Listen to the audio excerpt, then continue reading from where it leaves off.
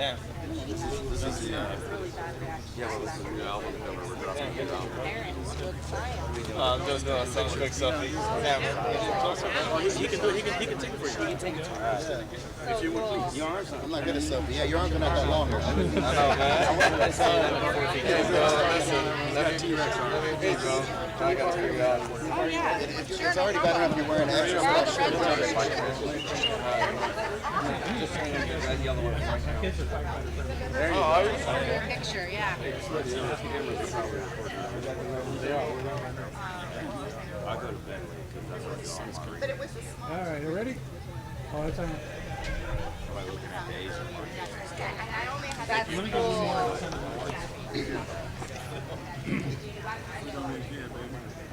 All right, here we go, Chief.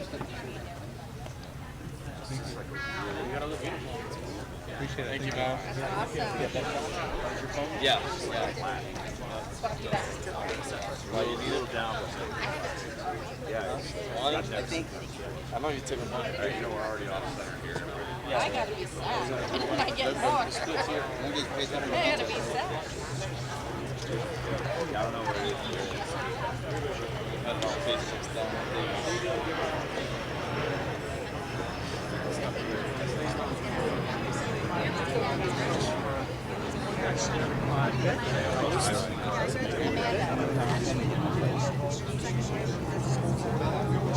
No, not at all. No, just give me the answer. But they want it. Make sure they're on mute and off.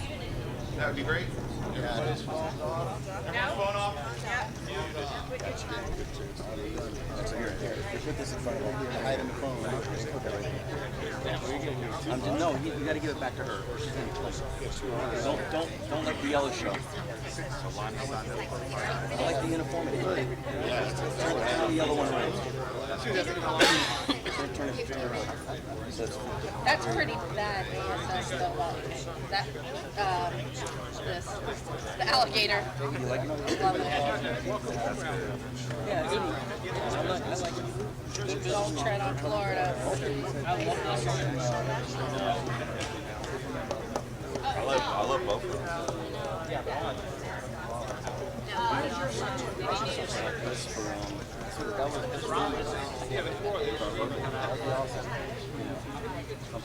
When I saw this, I was like, lightweight, it's durable. Jason, we should do something like this for the organization. You should. With a similar message, same thing that we did with our logo. We're going to do challenge at least 2 inches. You know.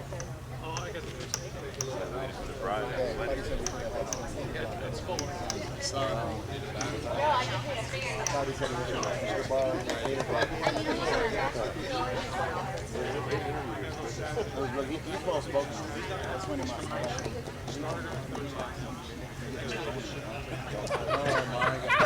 Michael Flores is on, bro. Oh, yeah. Well, you know, like, because he speaks so well. He's so on his tone. He's tone. Yeah, no, we good. Good morning. I didn't know you. I am not a morning I didn't start big.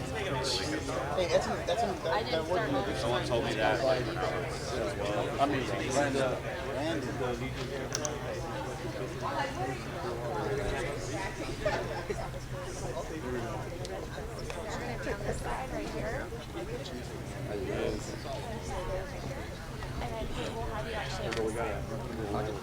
Where? No, I can't move. Hey, there's Kate. We gotta shift to the left just about a foot. The guy wanted to get a line. Yeah. She's hooking me up. That's our.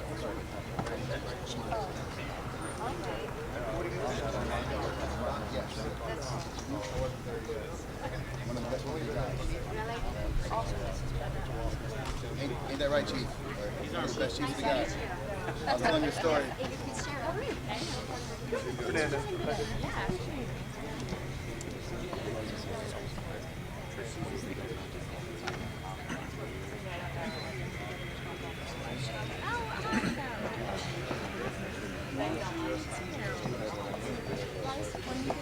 Here we go.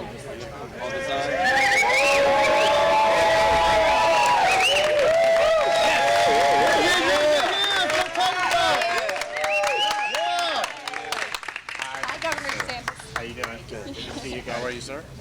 Thanks for having having us. us. Yeah, of course. Love your speech when you first came in. It's awesome.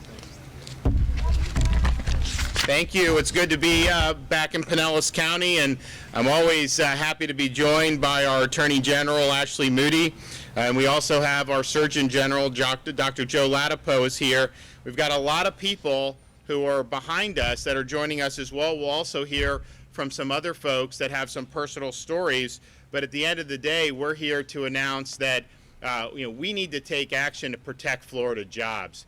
And we have a situation now, unfortunately, in our country where we have a federal government that is very much trying to use the heavy hand of government to force a lot of these injections. And you have a lot of folks that actually believe that that decision should be theirs, and that we believe in having basic medical freedom and individual choice, and that your right to earn a living should not be contingent upon COVID shots. Amen. And so that's what we need.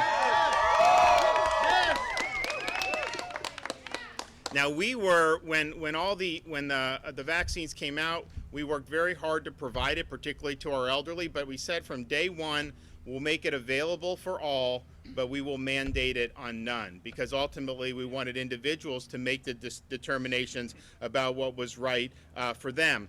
And so you hear a lot about this OSHA mandate that's coming down the pike. That's something that I've said we're going to contest, and we will. There's also mandates that potentially could have devastating effects on the state of Florida. One is a federal contractor mandate. Anybody that contracts with the federal government, they're imposing this mandate, and that is already putting thousands and thousands of jobs in jeopardy. And so if you think about it, we have a lot of contractors in the state of Florida that help defense and space and all these key things. A lot of great employees, a lot of great Floridians are working in these things, and yet they're now getting kicked to the curb. But the situation where if they don't comply, then they would lose out on getting any contracts, which is the basic way they do business. And so it's a really, really bad situation. So the Attorney General and we are working. Now we want to contest that contractor mandate in court as well. We got to make sure we have the right plaintiff in terms of what we can do. A lot of these contractors probably aren't going to do it themselves because they know there'll be reprisals if they do it. But that has an impact on thousands and thousands of people in the state of Florida. So we're going to be doing that. We're also, when it comes out, going to be contesting the mandate that they're going to impose on hospitals through CMS, where they're basically saying if you don't do forced injections, then you lose Medicare, Medicaid funding. Well, none of these healthcare providers would be able to even function, particularly in a state like Florida where most of their patients are on Medicare. And so we think that's illegal, that's wrong, and so we're going to be doing that as well. And that's important what the federal government is doing, but it's not just limited to that. You have some of these businesses that are doing things that I think violate what's decent. You have agencies in state government, or not state government, but local government, even though we've made very clear you can't fire people based on this, they're doing it. We have someone from Orange County Fire who's about what's happened to him. And a lot of the employers are not honoring the exemptions for religious beliefs or health concerns that are in federal law. And so we have an opportunity here to take additional action. I think we have to do it. I think we have got to stand up for people's jobs and their livelihoods.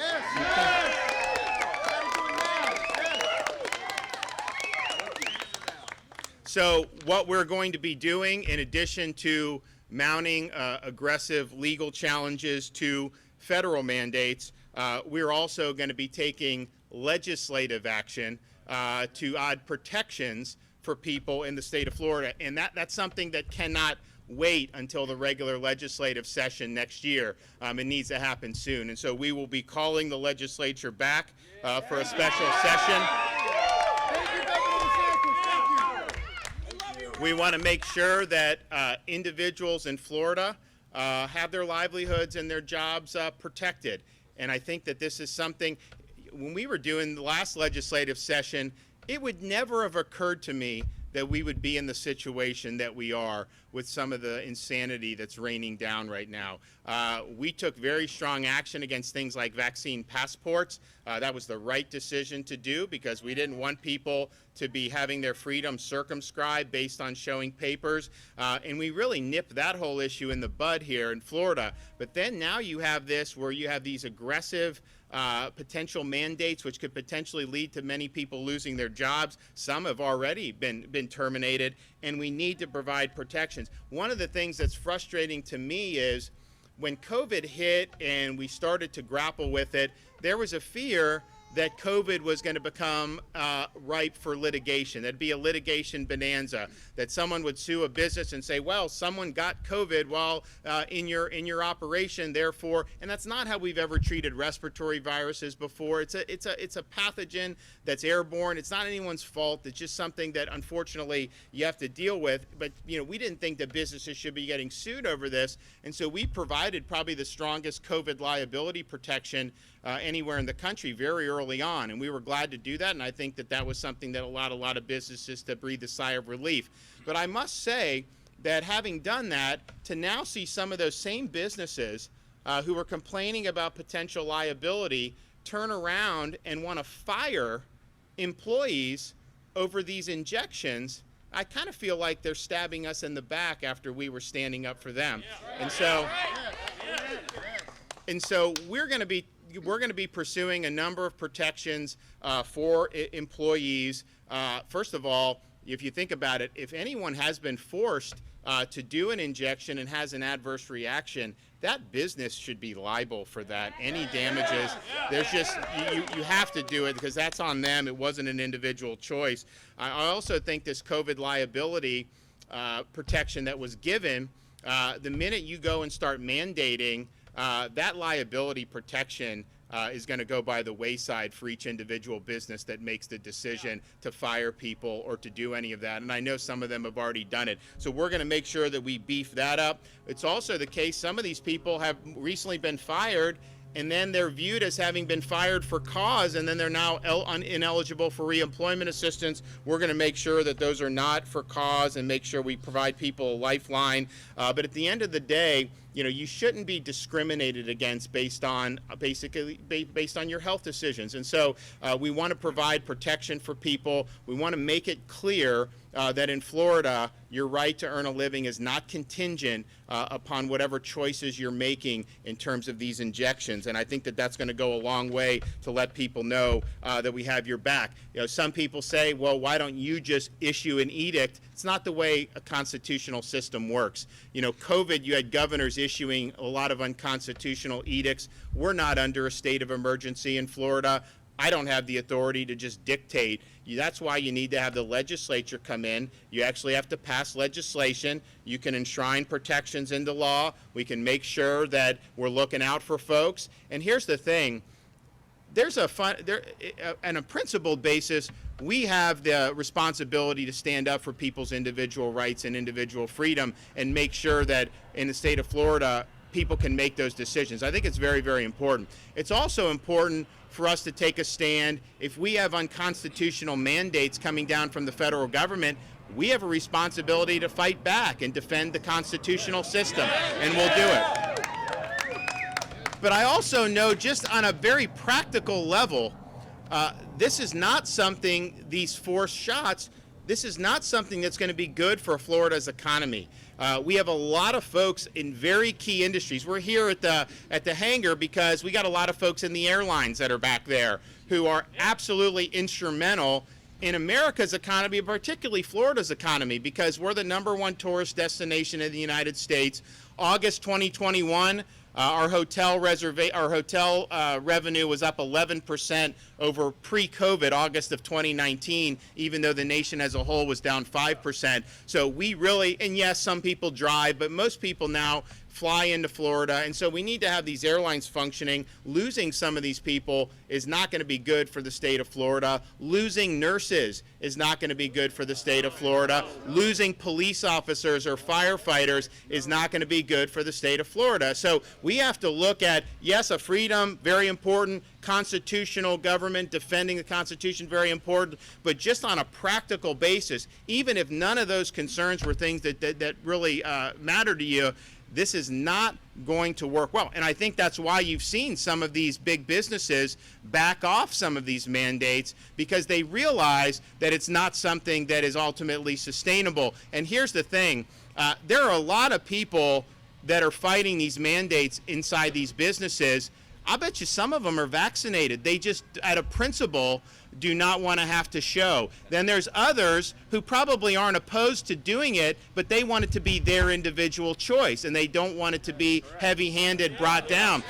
Because it's not a free choice. If you say, get a shot or lose your job, that's not a free choice for a lot of people, because their livelihood's hanging in the balance. So there's a lot of things that are really, really important. And so I think if we're able to have the legislature come in, and we'll announce the precise dates. It'll be in November. I'm going to work with President Simpson and Speaker Sprowls to come in, to make sure that we're providing protections for people, to make sure that we're making sure, clarifying, we're in litigation on some of this stuff where we shouldn't be, to make sure, particularly these government agencies that have not followed the law, to make sure that we hold them accountable very quickly if they're firing people. I think it's something that needs to be done now. I don't think you can wait until next year, because I think a lot of these deadlines are coming up between now and the end of the year, where some of these people are going to get fired. And quite frankly, this would have been something we would have done last legislative session. If I honestly thought this would be something that would get this far, we would have made it a big priority. But I didn't think that this was something, because even Biden, remember, he said we would never mandate it. Remember he said that? We would never mandate it. That's what he said. And now he's in a situation where he's flip-flopped on that and is now doing. Fauci said you never mandate originally. Fauci said you can't mandate. Now Fauci is saying to mandate it. And so these guys are flip-flopping on this, and I think it's wrong. Now, as we bring the legislature back to provide protections for Floridians for their jobs, I think it's also important that we fortify parents' rights related to some of the things that we've been seeing going on. We've been winning these cases in court, and we'll win in the First Circuit DCA with respect to the Parents' Bill of Rights. But if you look at how that was drafted, it wasn't drafted with the idea that you would have subordinate government agencies just totally flout the law. The ability to enforce it, the teeth need to be strengthened. And so what I'm going to ask the legislature to do, yes, focus on protecting jobs, focus on making sure people's livelihoods are protected first and foremost. But while we're here, make sure that you're fortifying the Parents' Bill of Rights. I mean, we have a situation now in Florida where individual parents have not been provided their rights in a handful of counties. Most counties have done it. Pinellas has done a great job. You look around, we now in Florida have the lowest per capita COVID rate in the continental United States, okay?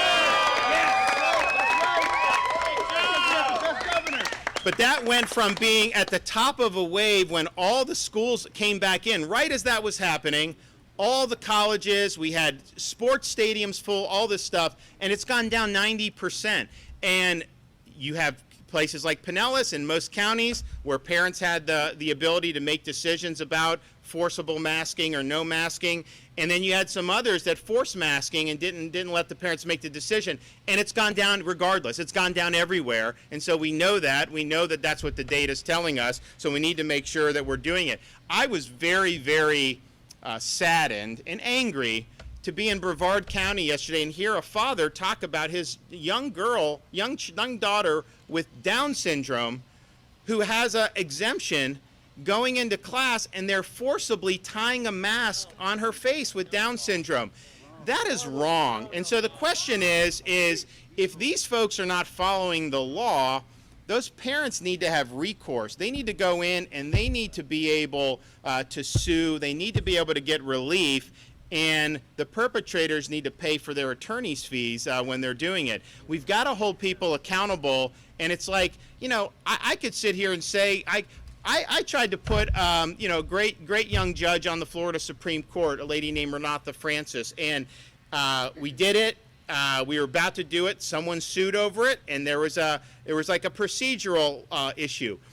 I thought I was right. It went, and you know, we lost in front of the Florida Supreme Court. So what am I going to do? I mean, like, we either have a system of government or we don't. And so we did. We made a different decision. Another great judge, and we move on. But you have some of these people that they think that they're a law unto themselves. They don't think the parents should have a voice, and they don't think the interests of the child are more superior to whatever their political interests are. And we're going to make sure that we get that right-sized and make sure that people have the ability to defend parents and defend kids. So I think those two things will be very, very significant. But before you know, I say anymore, I wanted to bring in some folks who will be able to discuss about some of the issues that they're having to deal with, because sometimes you just hear about mandate and force this and that, and it's almost like the folks who are concerned about this, people don't want to talk about, or they don't want to give them the ability to explain kind of, you know, where they're coming from on some of this.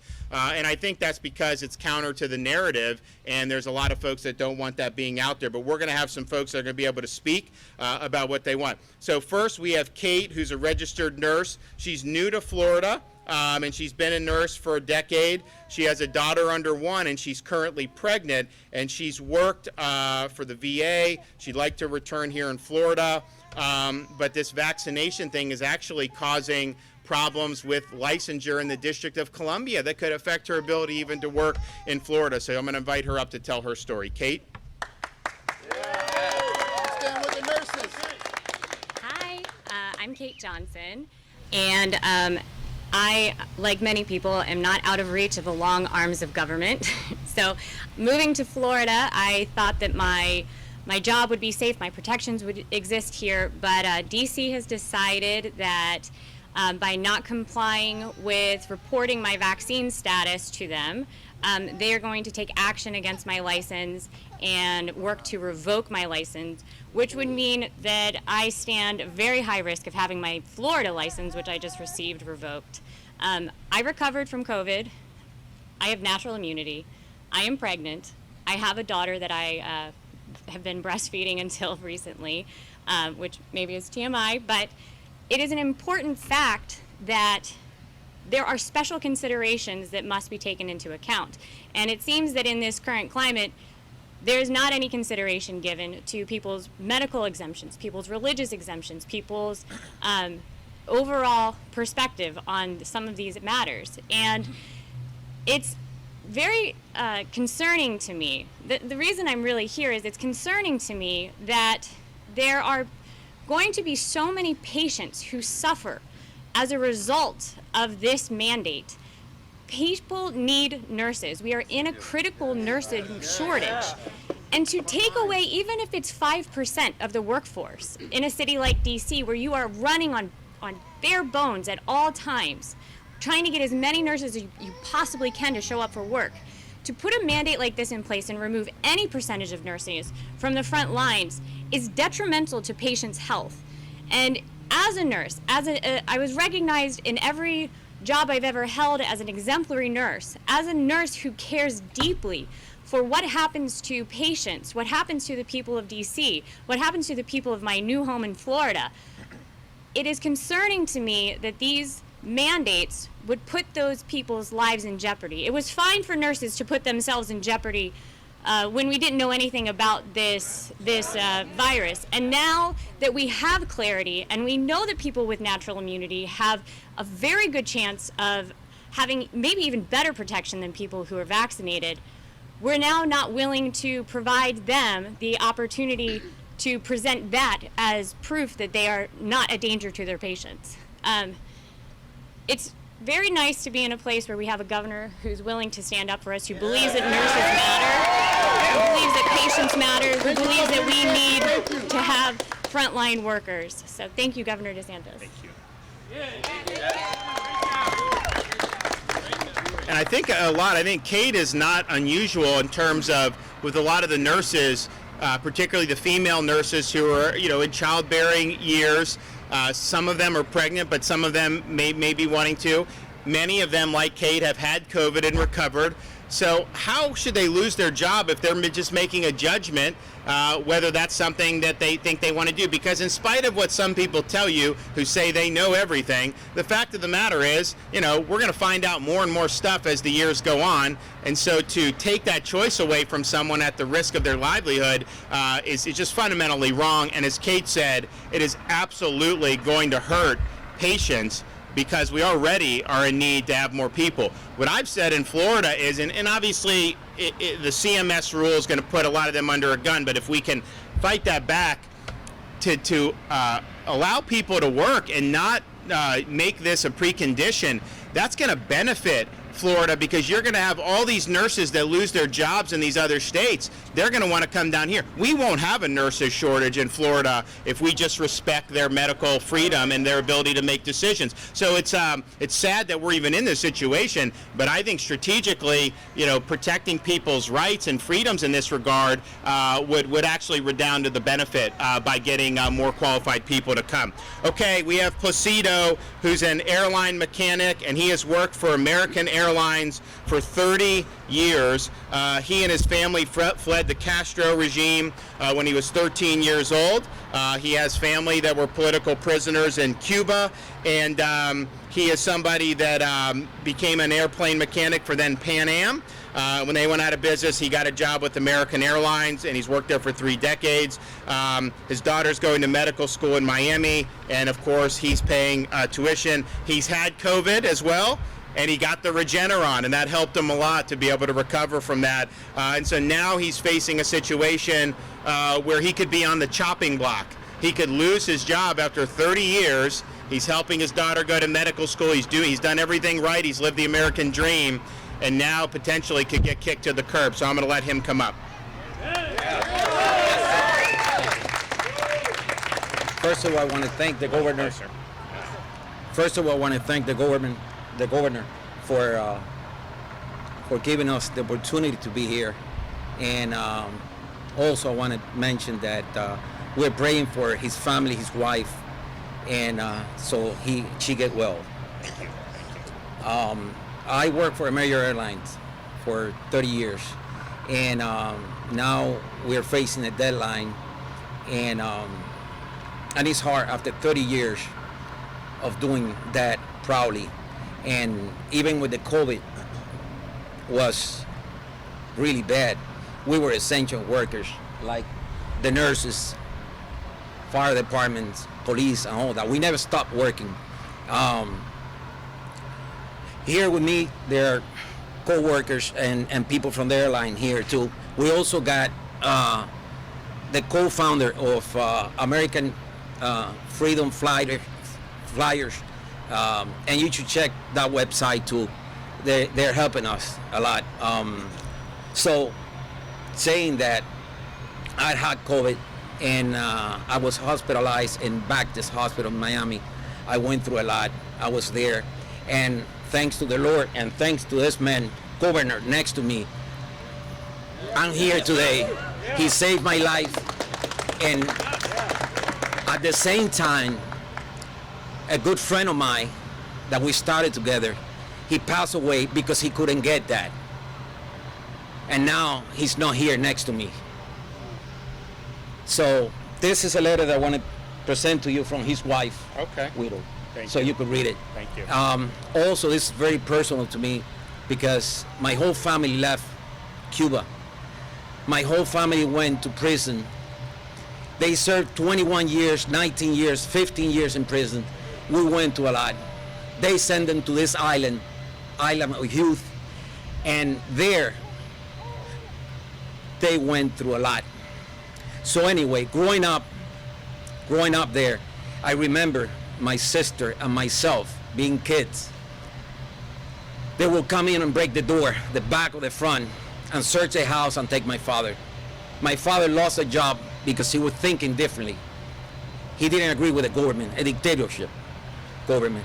So now seeing what's going on here, I'm really scared. I'm really concerned. I couldn't sleep for 2.5 days with all these things that are happening now. And now I'm gonna lose the job over this. You guys better wake up.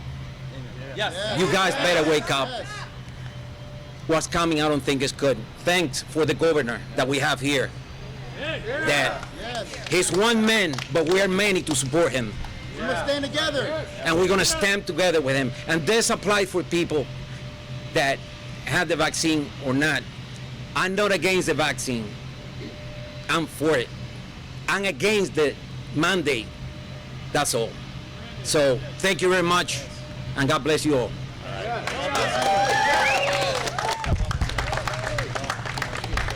Okay, Stephen is the father of 2 young children and was the battalion chief from the Orange County Fire Rescue. He just lost his job because he refused to write up his fellow first responders for not complying with these mandates, which are not legal for the fire department in Orange County to do to begin with. And he served for 15 years. He's now without a job despite being an essential frontline worker and working tirelessly throughout the entire pandemic when many other people didn't necessarily want to be out and about working. He was there with everybody else in his department. And now his story's not over. We're going to help him. We're going to fight back on it. We don't think it was a lawful termination. But that's one of the reasons why we got to do a special session, because if they're trying to go and find some loophole, we're going to make sure that our laws are tight on this regard and that people like Stephen are protected from this unjust treatment. So, Stephen? Yes.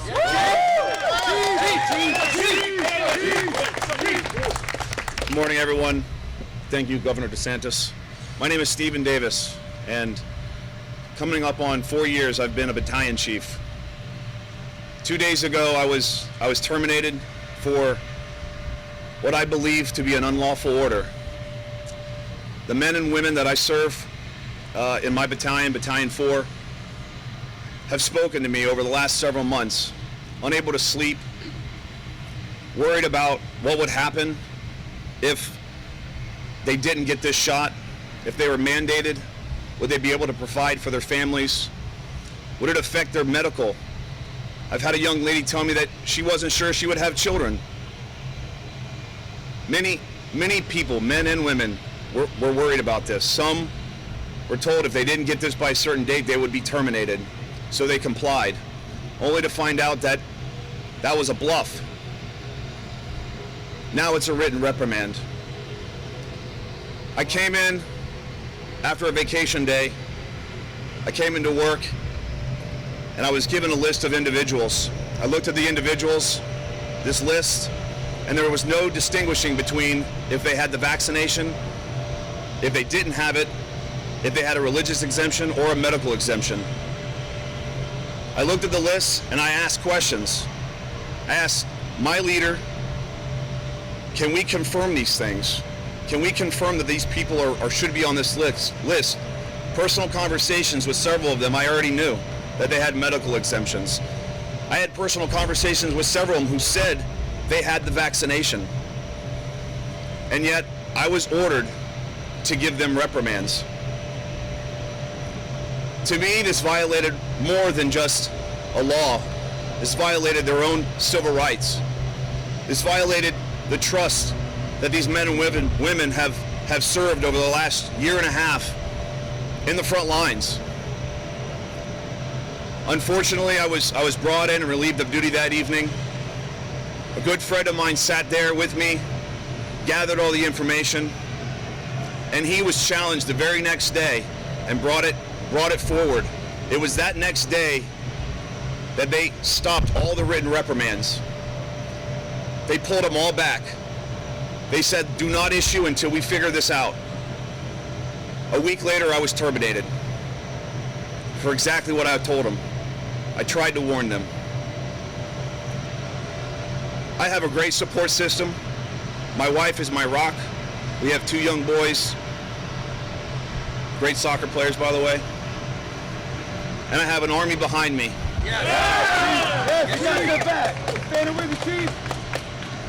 I know people who follow me. I've got lots of support. My phone hasn't stopped ringing. I've never asked for this.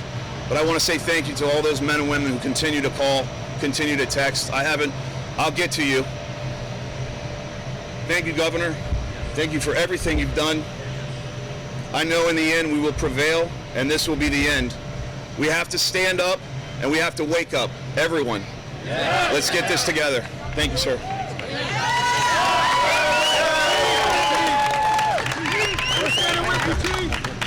You want that back? Okay. Well, thank you. And then, so Ashley Moody's going to talk about some of the legal options. I mean, basically, her and I have discussed, we're going to exhaust every legal option we have. You know, we feel very, very strongly about a very quick and successful challenge if this OSHA rule ever gets promulgated, because they're just so far off from having any legitimate authority to do that mandate. We are the contractor one. You know, we got to make sure they have the right plaintiff. We got to make sure that we can find it. Unfortunately, the federal government does have a lot of power over their contracts, but we're going to exhaust whatever we can there. And then the medical CMS, where they're threatening the Medicaid and Medicare funding, we're going to exhaust every legal avenue that we have there. So, Attorney General Moody. Thank you, Governor DeSantis.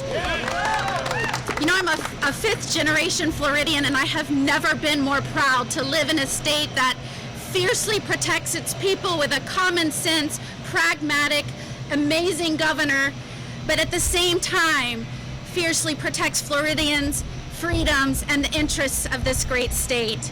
I am proud to say today that we have taken action in Orange County to stand up for those first responders, and we have filed a brief in court to proudly stand with you, and you will always have an Attorney General and Governor that has your back. Always. Thank you so much. Thank you. You know, right as we speak, there are folks across this nation and in Florida that are being forced to upload papers to a database to show that they have been vaccinated. Think about that. We are in the United States of America, the free states of America, and we have folks having to upload documentation into databases because of the mandates of this federal government. It will not be tolerated in Florida or accepted.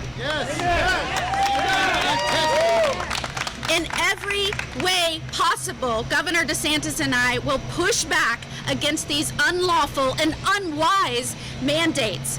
Let's first start with the fact that how in the world can you go into a situation where you have an economy that depends on folks working and mandate where you are going to lose thousands of workers across the country? We're already seeing inflation. In fact, major corporations are announcing price increases as they're threatening the livelihoods of people's jobs.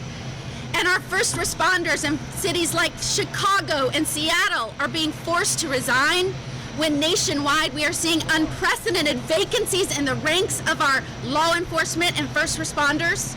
That is dangerous, absent-minded, and I can't believe a leader of the free country like the United States of America would ever get behind anything like that. Jen Psaki said recently that, you know, there's no precedent for this. There's not a lot of big precedent for this. Of course not.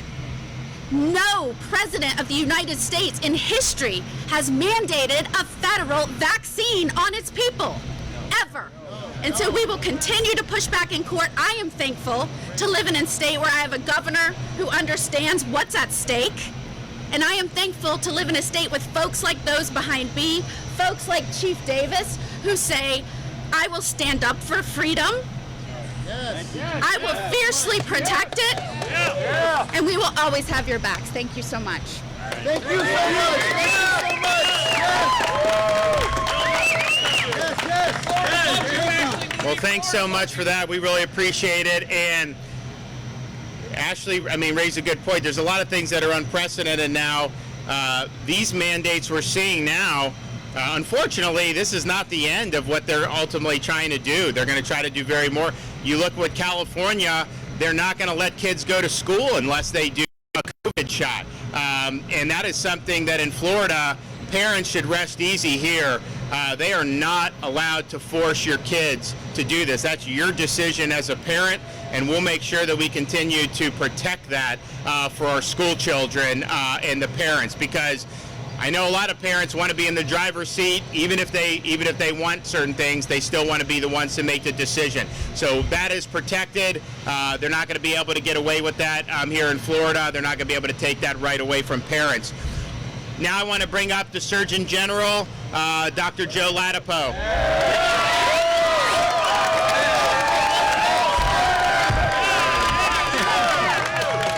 All right. Hey, good morning. I'm competing with a jet engine back there.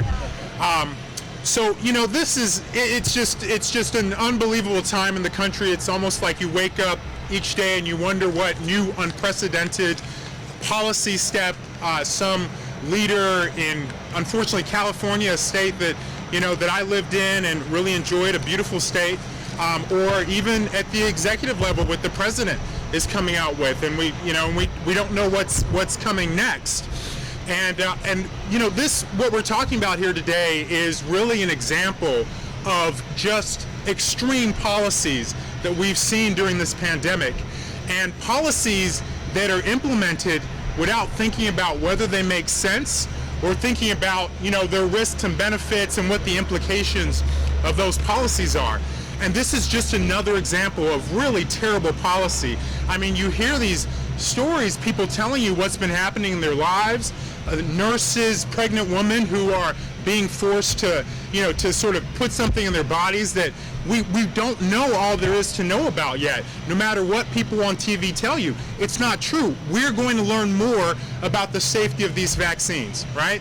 You remember when people were telling you that, that these vaccines would stop transmission and the rates of protection were greater than 90%. Well, guess what? Here we are about 10 months afterward, and we're finding that the data are showing that some of these vaccines, the protection from infection is less than 40%, and even less than that for some of them.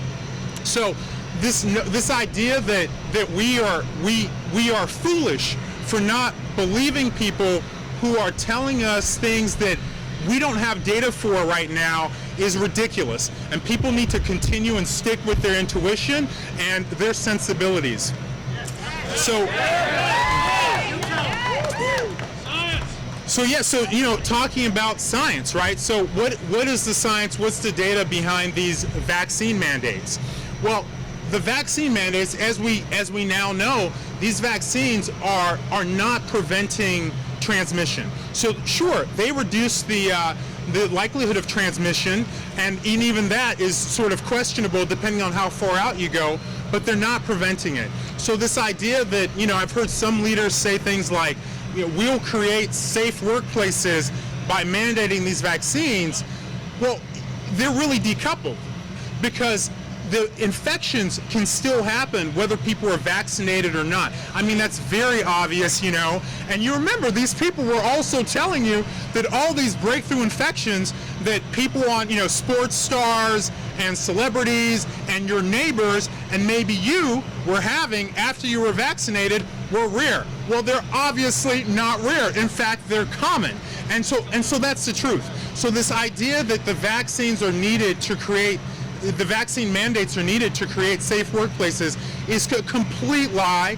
It's continued to be repeated, and you should know that it's not at all backed up by science. In fact, the science says something that's completely the opposite. So, and that's a fact. So then what about the data? What about the science around these, about unemployment, besides the horror, just the repugnancy of firing people who've been showing up to work this whole time during the pandemic to help their neighbors and people in their communities, and now you're firing them. So just putting aside how completely absurd that is. Well, so what do we know about the science of doing that to someone? Well, we know it's bad for health.